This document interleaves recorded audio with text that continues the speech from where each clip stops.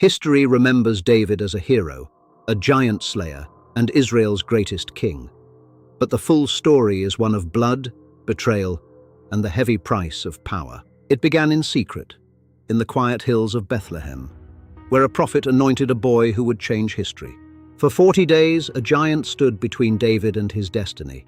While armies trembled, a shepherd stood firm.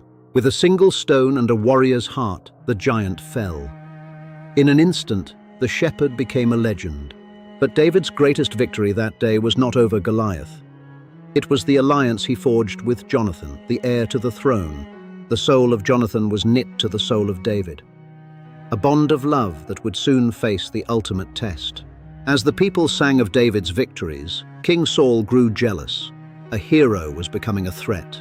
The king who united Israel was now being consumed by fear. The road to the throne would be built through the wilderness. Forced into exile, David became a fugitive, leading a band of outcasts through the shadows of Canaan. As Saul's world collapsed, he turned to the forbidden, seeking answers from the dead as his kingdom slipped away. On Mount Gilboa, the house of Saul fell. The era of the first king was over. The throne was empty. After years of exile, David was anointed king. He had finally achieved his goal, a united Israel under his rule. Jerusalem became his capital. His empire expanded. David was at the height of his power and glory. But even great kings can fall in a single moment. One glance from a rooftop would change everything. He saw a woman of great beauty, and in his desire he forgot the God who had chosen him. To hide his sin, David sent a message to the front lines. A message that carried a death sentence for a loyal soldier. Uriah's loyalty only deepened David's guilt.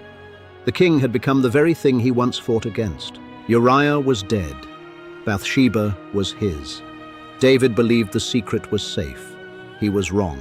The Lord sent a prophet with a story that would act as a mirror to the king's own soul. There were two men, Nathan began. One with many flocks, the other with only one little lamb that he loved like a daughter. David's anger burned hot. "That man deserves to die," he declared, unknowing that he had just judged himself.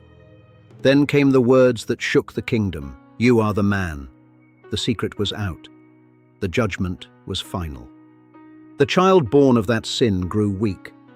David pleaded for mercy, but the consequences of his actions could not be undone. For 7 days he fasted and wept. A king who had conquered giants was now powerless before his own guilt. The Lord showed mercy, but the sword would never depart from David's house. The legacy of his sin would haunt his sons. History remembers him as a man after God's own heart.